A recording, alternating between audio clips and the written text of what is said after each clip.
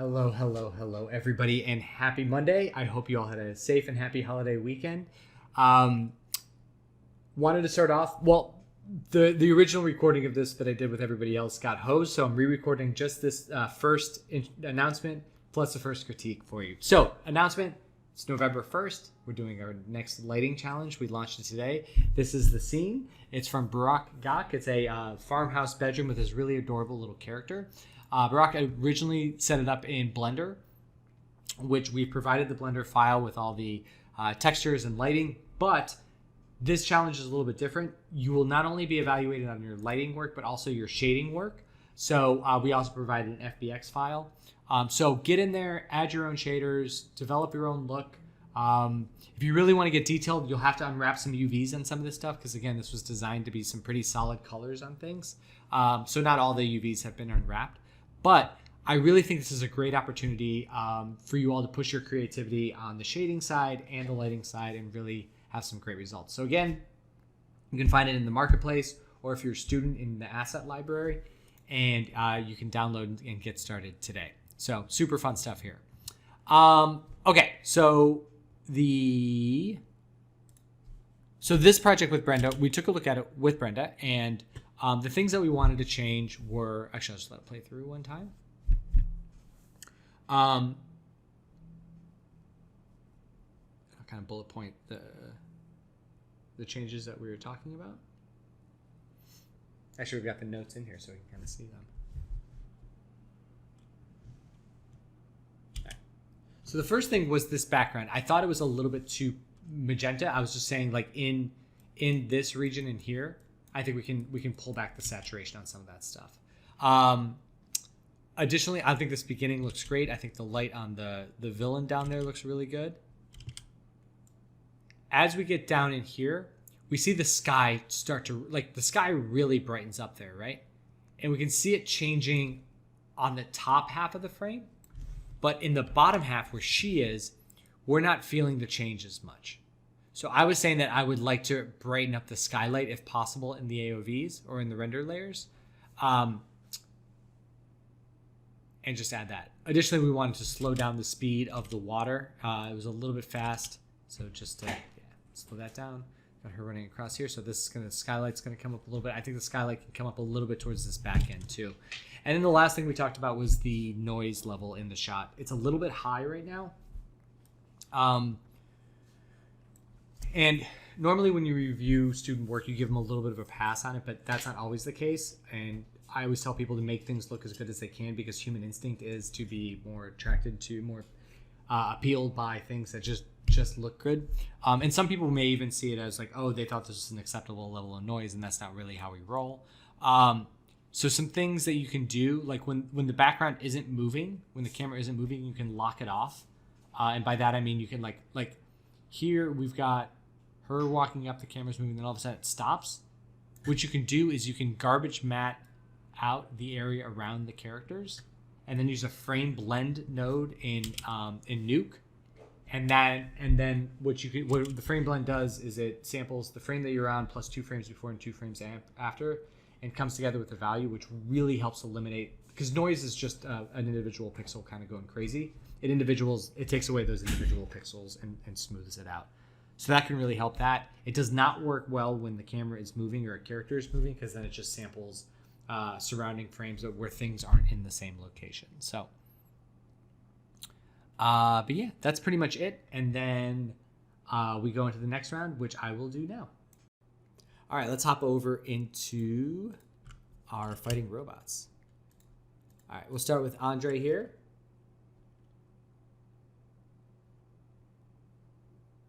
So is this just a new render? Is this? Ooh, what was that? Yeah, that's a new render. That's one frame that is messed up in the middle there. I don't know what happened.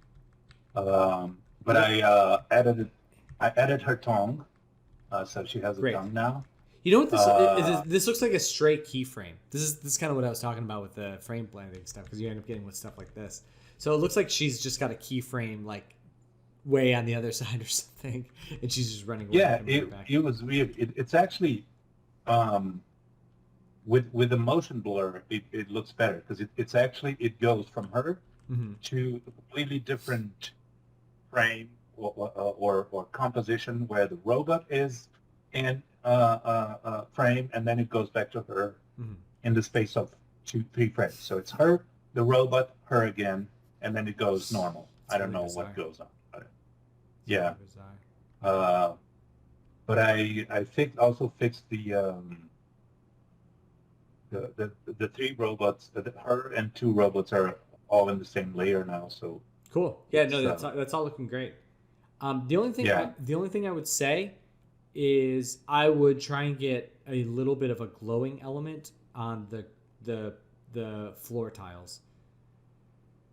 Okay. I was just looking, like you can either do it in the render and just like render out a layer that, because I'm looking at this and like at this angle you would expect to see like a little bit of just like just some kind of glow in this area down here and a couple of other frames as well, and same thing with back there. Yeah. I think that would help out a lot. But I'll open it up to the floor if anybody else has any thoughts. I think the bad frame that you have is a issue with the alembic. I had it, and basically what I had to do is just reload the alembic again. Oh, so and like something changed. Yeah. Oh, so maybe even something got moved, because if you're referencing it in, like maybe you slid it around on a frame or something. Okay. Yeah, and also could be just a Maya issue. Yeah. I'll have to try that. Actually. Yeah, that's weird because it's like it came out of like I didn't have in the render before that, and then all of a sudden I have in this render. And it doesn't show on the animation. If I go frame by frame on the animation, it's fine. Can I ask a dumb question? Is this like this in all the shots? I just noticed that. Actually, let's look at. I don't know if cats. I don't know if we see that. Actually, no. I think that. Sorry. Go ahead. You were talking. I think that might be something on my layers. Oh, okay. I was like, yeah. That feels, or like it looks like it got deleted almost. It happened to me. Oh, really? It happened to me in a few renders, and that's what I did. Just reload the asset or reopen Maya. All right. Basically, cool. It was in render time all the time. Weird. Yeah. No, I think that's because that I remember that's where I clicked for the when I set up the layers to like visually overwrite and turned it off. So it might have been turned it off on the wrong layer. Got it. But I'll fix that. I noticed that the line in the tree file had I had a similar issue with that too. With one of the frames, seemingly the keyframe has changed quite a bit. So I'll have to just try reloading the alembic. That's great. Yeah, Maya's buggy, man. Yeah. Yeah, I can't understand how a $3,000 a year software is so buggy. I was so looking forward to going from Blender to Maya because I was like, yes, no more crashing or bugs or anything. Oh, it is. Yeah. You get crashes and bugs in Blender? Yes. Instability. I never do. I don't know. Blender for me works pretty well. I have the newest new update though. It seems to work really well. Yeah, just some instability when you're handling like large scenes or large like simulations or stuff like that. We'll have to chat. Maybe I can help. All right, cool. All right, great. Well, this is looking really good, Andre. Okay, cool. Cool, man. All right, Kat. So we got new lights. Yeah, it's only the first 160 or some odd frames. I accidentally moved the geometry of some floor, so I had to delete a bunch of frames after I realized it. I was like, damn it. So I fixed it. So, but this is how it looks with the new lights, and yeah, I'm pretty happy with it, other than the noise issue, but that's just samples. I think it's good. The only thing is the reflection in the ground.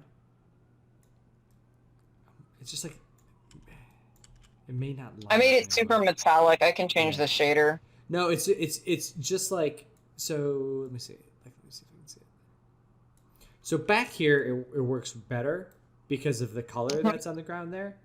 But then when we come around here, like it's like this pure red color that we're seeing out of this one. Okay. For some reason, it just doesn't align with the. It's just like so. It might just be a matter of going in there and desaturating the red values and shifting it more towards a yellowy orange.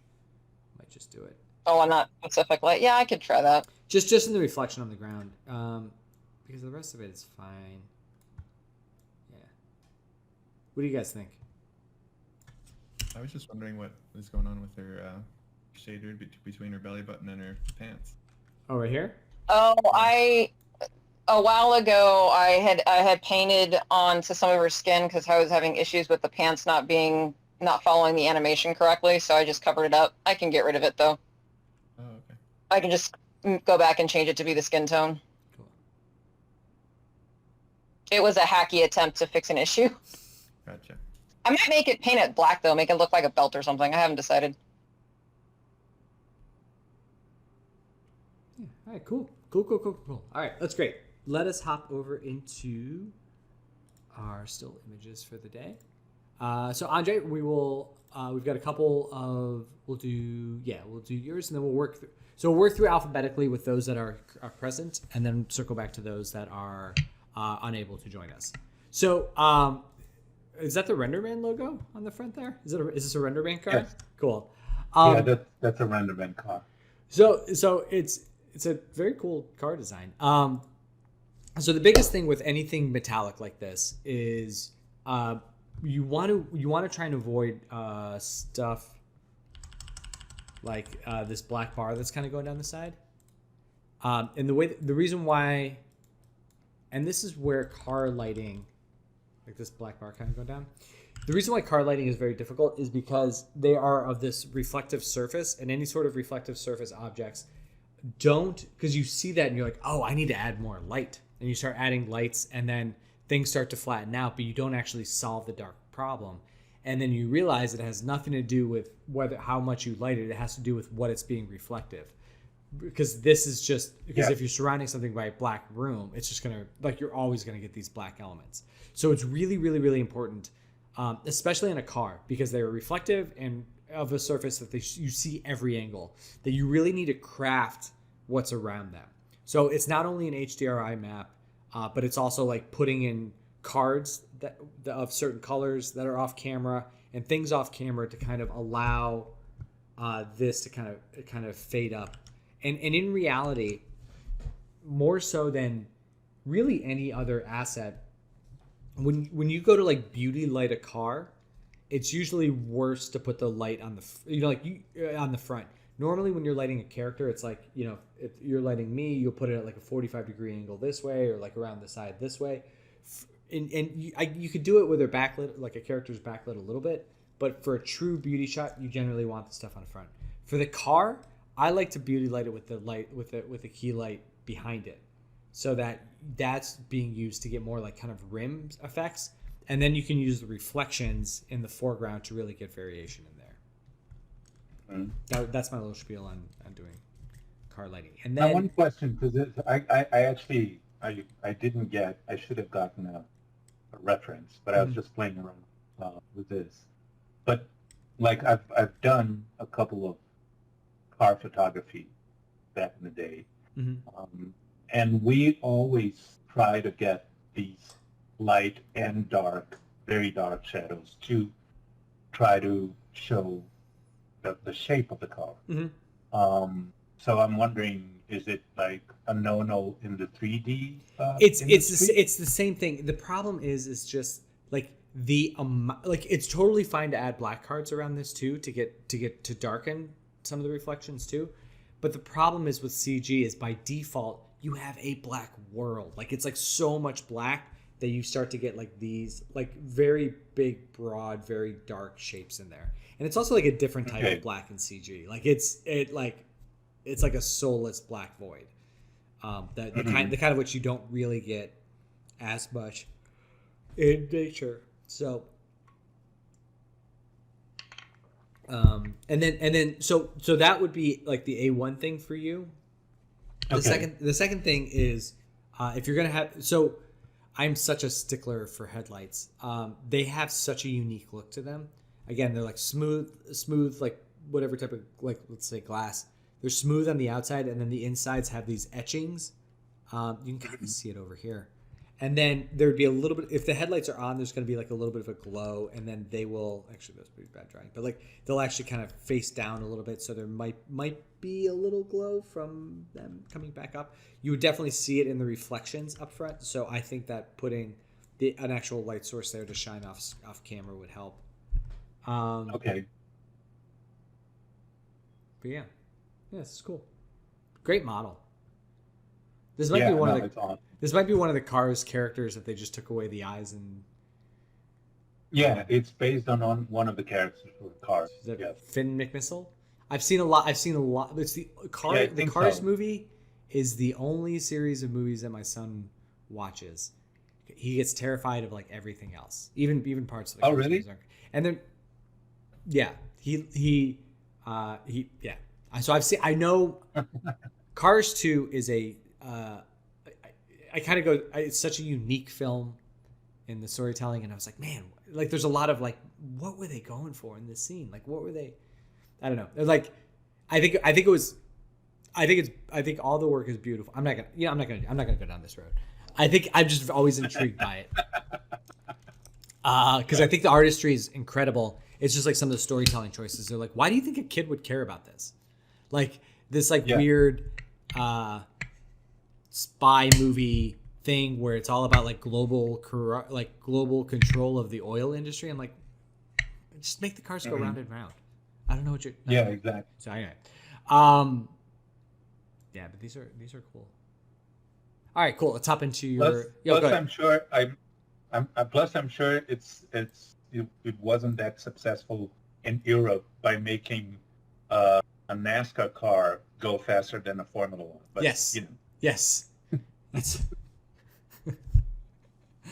All right, cool. So here's the previous version. We've got the update with the less pink sky, so that the colors in the scene now are making more sense. I think that this water we can adjust that to kind of match this level of blue in the sky a little bit. I think that would be good. And then.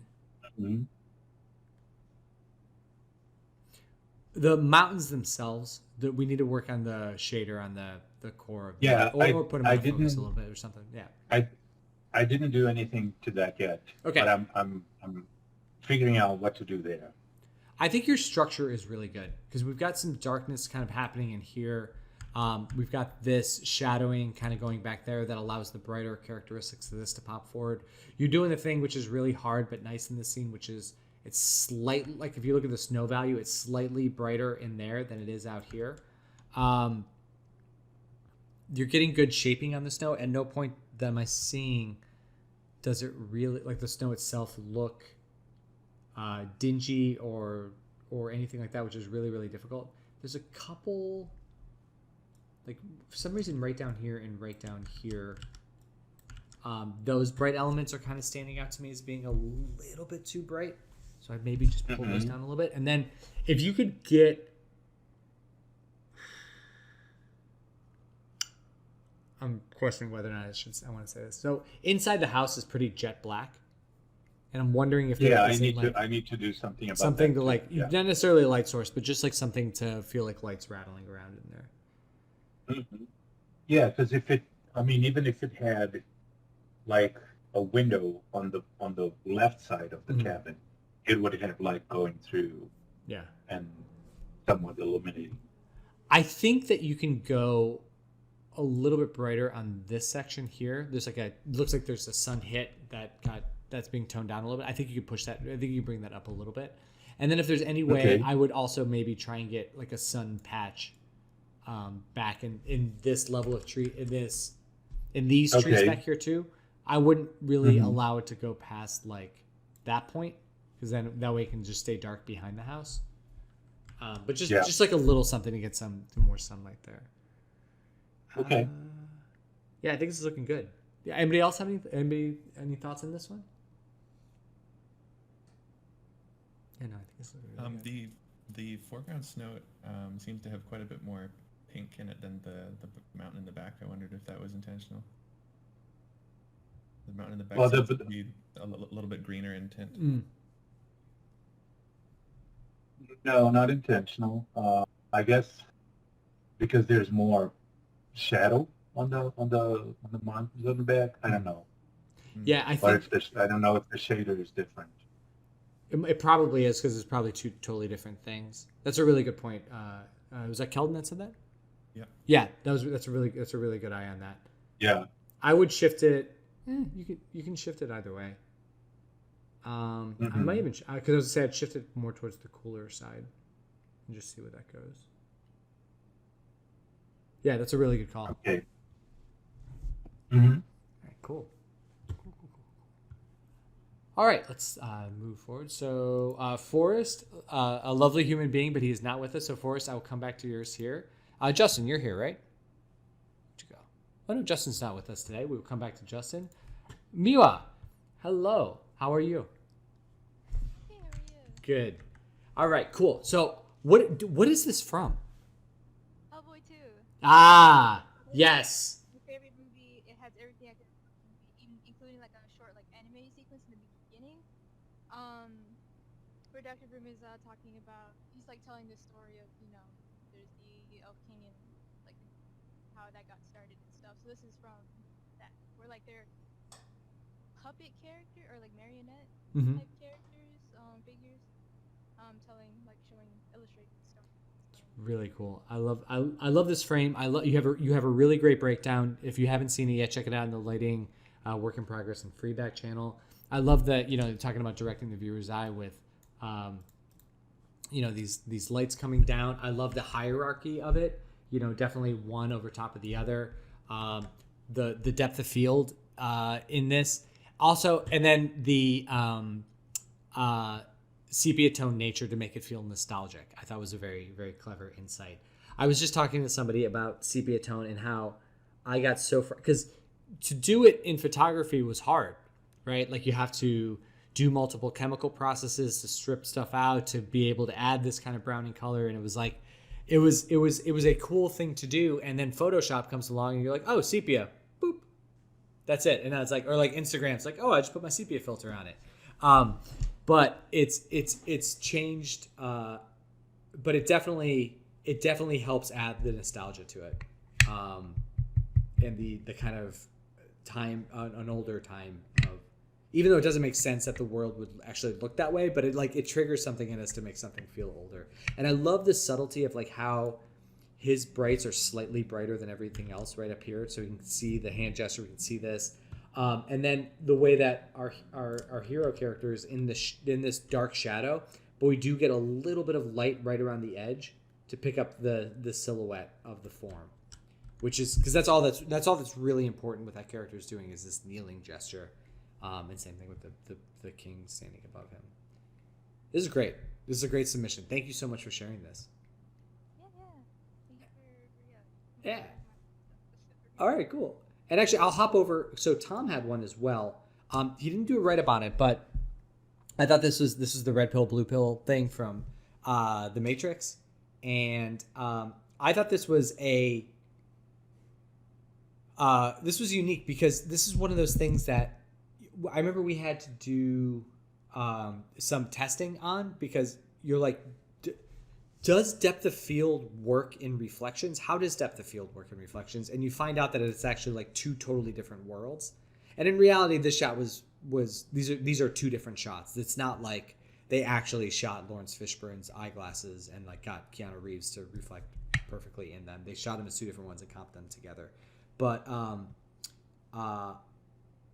but getting the depth of field to really focus in here on these is really great. The fact that his face goes dark on this side allows that reflection to pop through.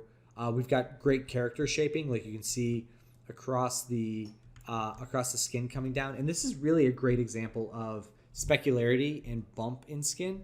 Like the specular highlights really, really, really provide the shaping in this. And like, just look how much specularity there is. Like, look at his up on his cheek, coming down the sides, on his nose. It's very, very shiny. It's very, it feels very, like skin is much more moisturized than we think it is. And then like the way the skin changes on the lips, and now we have these kind of like vertical lines going down. And it's not just the color is different. There's also like differences there. And then in terms of the bump, like how many, I don't even know what they're called. The little bumps in his skin, is so, it drives that so much. So a lot of really, really beautiful stuff in this one. All right, cool. Let's hop back. All right, Ruby. How are you doing? Hello. What's updated? What's going on? Talk us through it. So, I ended up changing the color of the windows to match the color of the girls. Yeah. And I think that was the only note that we had last time. Yeah, I think that looks better. Yeah. I like the balance between the. I like in every iteration that you've done, the we're integrating the background, the CG elements in the plate more and more and more every single time, and I think it's looking really great. The one thing I was just thinking was, it looks like you've darkened the background a little bit more. I think we. Yeah, that's it.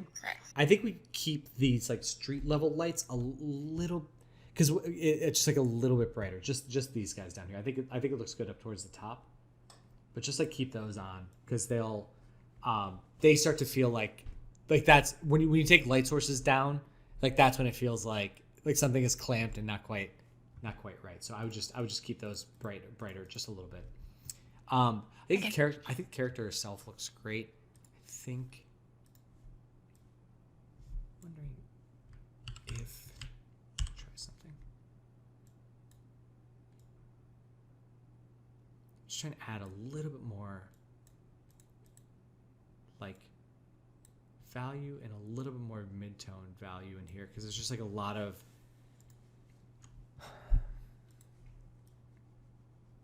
darks in there, and I think we could just basically what I always think about with these with these very bright images is that there's just so much light energy bouncing around that there would be, and actually let me just color this a little bit more. You wouldn't get a lot of super darks right in this region here. It would be more of like a glowy effect. It's subtle, but I think you could push that just a little bit more. Okay. Just because there would be more light bouncing around. I think that might be it. And then maybe if you want like this light, maybe casting some purple light onto the house, like maybe just picking a little bit up on this ridge and like a little bit right down there. So a little bit more from those windows onto the environment around them. Okay. Anybody else have any thoughts on this? All right. Cool. I just want to say that it looks amazing. Yeah. I saw this like 2 weeks ago, the last time that I was around here, and it looks awesome. Yeah. Yeah, Ruby, the progress that you've been making on this stuff has been really, really, really great. Every step is a good jump. Hey, thanks. Yeah. All right, Theo. So this is looking much better in terms of what we were working on the last time of like ramping in those white values. I think we're a little bit dark in here. Oh, I lost my cursor. A little bit in this region in here. We can maybe boost the saturation, maybe boost the value just a touch. But your eye idea is so is on point. Like if we just like. You know, we can either. So actually, I'm kind of liking just adding a little bit more blue value into this. Oh, lost it. Keep doing that. Just a touch more, because there's like the tough part is snow. Actually, maybe we can bump this up just a little bit.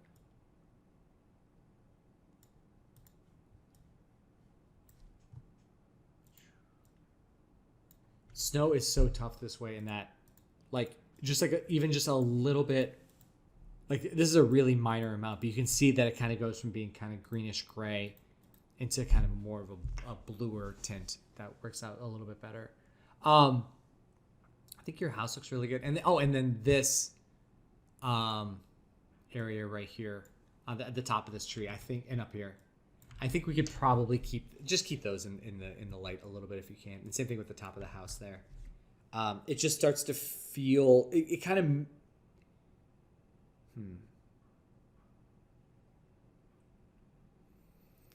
it's just it's messing with the scale for some reason, and that doesn't necessarily make sense. It does make it feel smaller, but I'm trying to identify why. I think it's I think yeah, I even though you would get those kind of breakups in full size scenes, but there's just something about the shape of that shadow or something that's making it feel a lot smaller. So I would just boost that up. I would just clear that. I would clear that off and just let that be in the key light. Haze in the background looks good. I think that's a really nice value change from like the tree on the screen left side, like from here back. Looks good. And I don't know. Anybody else have any thoughts on this one? Definitely. Again, same thing with this one. Definitely coming a long way.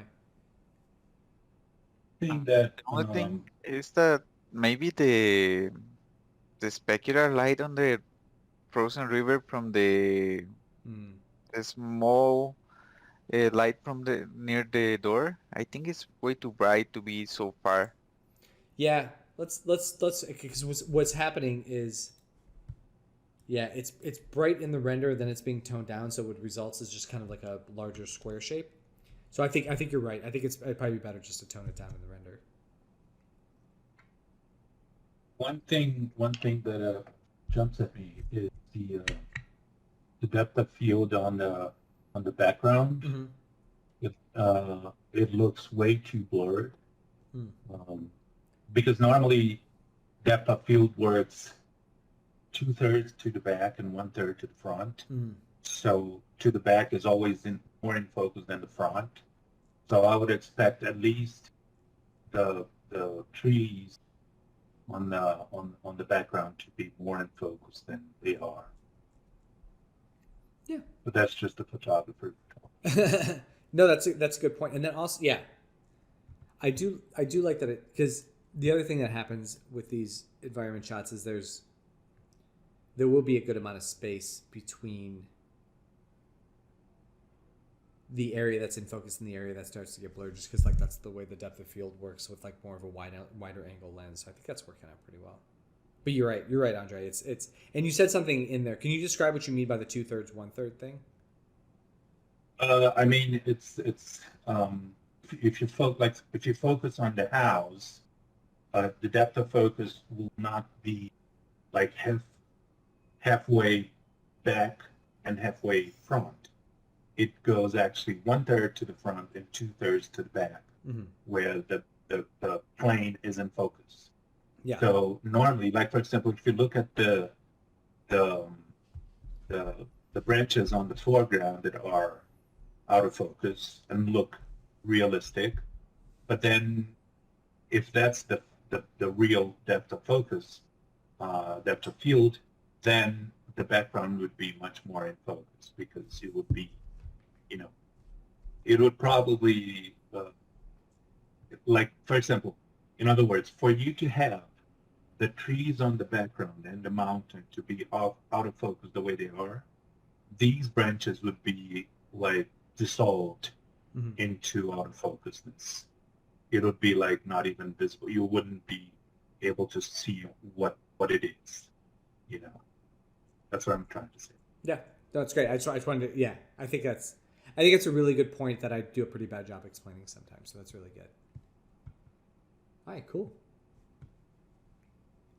All right, good stuff here, man. All right, let's hop back into Forrest. So, yeah, I think this is looking good. The only question is, and I only saw this at the thumbnail, and my first gut thing, and I know that we've been working with this, is I was like, I would just wonder if we like him just more saturated overall. And this is a total personal call. But I was just looking back on some older ones, and it's like, I know it doesn't really look like a real axolotl when you do this, but like, just something about it sometimes that like just adding this level of saturation to him just really kind of makes him pop off. What if you up the saturation only in some parts of it? Yeah, you could do that too. Just to kind of, yeah, that would actually I'm going to take it off the eyes too, because that's just messing with the eyes.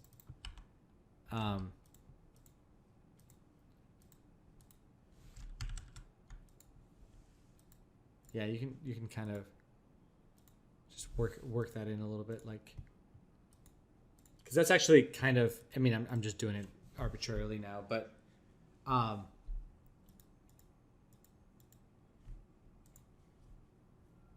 would actually kind of work. And it's more of like, and even if that's the case, if you wanted to do it that way, you could just render, like, keep the render that you have now and then render a separate pass of the skin with more saturation on it, and then paint that in kind of the way that I was doing it. But or you could put like a noise pattern on it and just have that kind of break it up. But I think it's smart.